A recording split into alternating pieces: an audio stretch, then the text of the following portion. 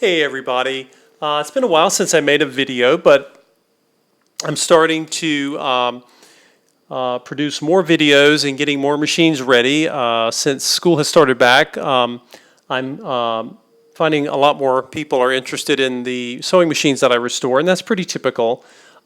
This summer was a little busier than normal, but a lot of sewers, they take time off in the summer, and so I tend to get a lot more inquiries.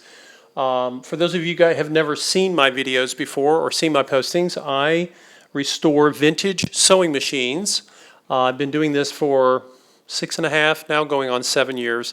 And it's a hobby that I really enjoy, I'm really passionate about.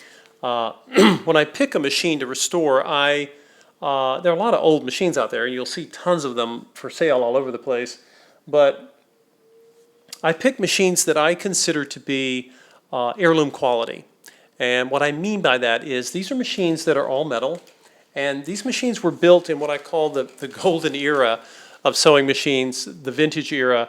And that era, in terms of the years, will vary from brand to brand. But basically, the machines were made to be serviced. Most of the machines that all the machines that I restore have been used for generations already. I mean, they go back to all the way back to the 1920s. And up till about the early 1960s. And that's when you see, that's a long time ago, but in the early 60s you start to see, like with a lot of products, they start to cheapen the construction, and I stop there. I don't restore machines that have plastic parts. I just don't think they're worth it. So having said that, I wanted to make a video of a machine I'm getting ready to post. This is a machine that is not one you see very often. I've only had one other one, which I sold recently, and this is called the Singer 201K.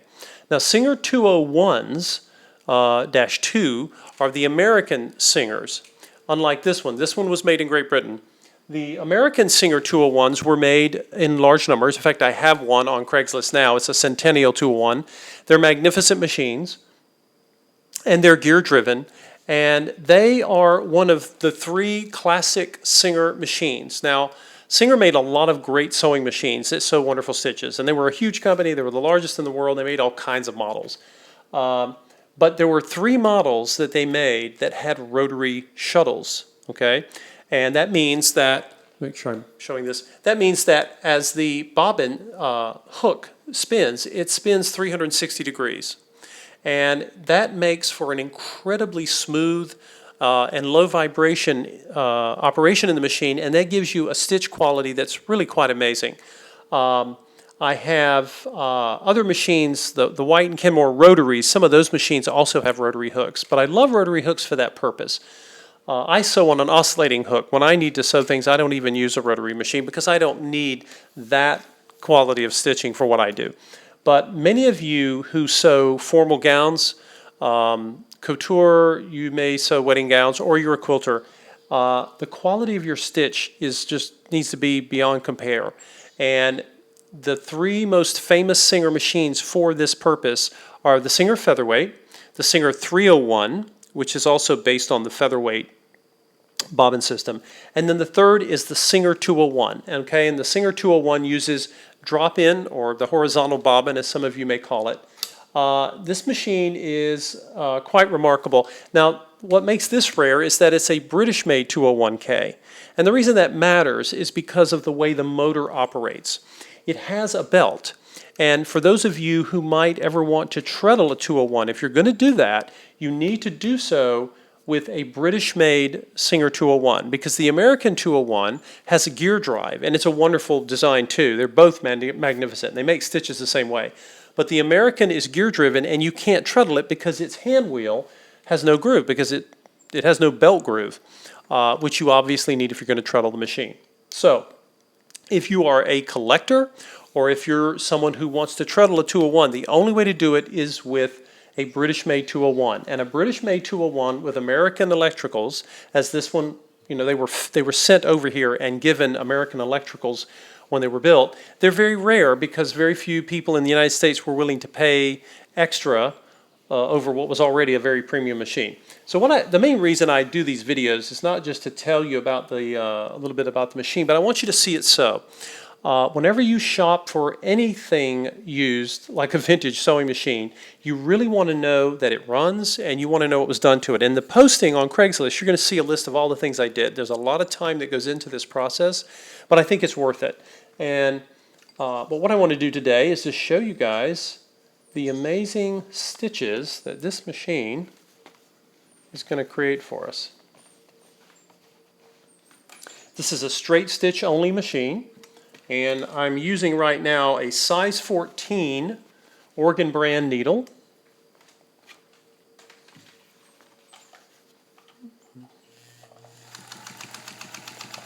Singer 201s are known to be extra quiet. In fact, I've had people tell me that it's one of the quietest machines they've ever sat behind, which is kind of interesting. I think it just has to do with the way they were designed to make stitches. Now, one of the things I'm sewing for you guys, I'm doing a little back tacking here. This was one of the first machines you could do immediate back tacking. You don't have to stop the machine. It has that quality. Now I'm going to shorten my stitch length because I want to show you guys the really incredible short stitch that Singer rotary hooks are known for. So when I go on and on and on about these rotaries, there's a reason for that, and it has to do with how smooth the stitches are. The other thing to tell you guys before I show you the stitches on here is that this has an 8.5 inch width between the needle and the base or the support arm of the machine. Okay, what many of you call the harp space. Some people call it the throat space. This is wider than most vintage machines. Most vintage machines are an inch narrower. So if you have large items or you just like that extra space, that's one thing that you can get with the 201. Now I'm going to show you guys, this was 2 layers of a cargo pant. I love using these cargo pants because you're going to see it sew through different density levels of fabric, which I think is really important. So let's see if I hold it in the light here, you guys can see here are the long stitches along the top here. And you'll see those beautiful fine short stitches that the Singer 201 is very famous for. And then I'll turn it over on the back so you can see. And again, sorry that the thread color I have here is pretty close, so it's not as easy to see the stitching. Maybe you can see right there. Just incredible stitch tension quality. And again, many of you know this, but when you're testing a machine, see how it holds tension over both lower density, like here, and then the seam. And you want to see the consistency across the board. And of course, this has it. I'm going to take this fabric and I'll turn it over. And let's see here. I'm going to do 4 layers. This is going to be 4 layers of, I guess it's like a medium weight cotton. But then the machine is going to sew through 2 layers of these seams. So that's a lot of density. Okay, that's going to go from 4 to 8 and sometimes 10 layers of fabric.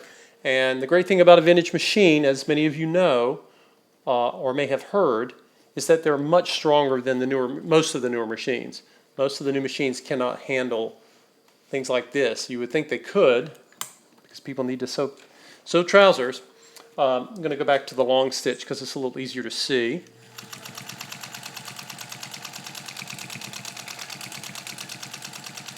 And sewed right over. It doesn't even complain, right? That's just quite amazing. I'm going to lighten up my presser bar just a bit here because I have extra layers. And I'll come back, maybe do a narrower, shorter stitch for you.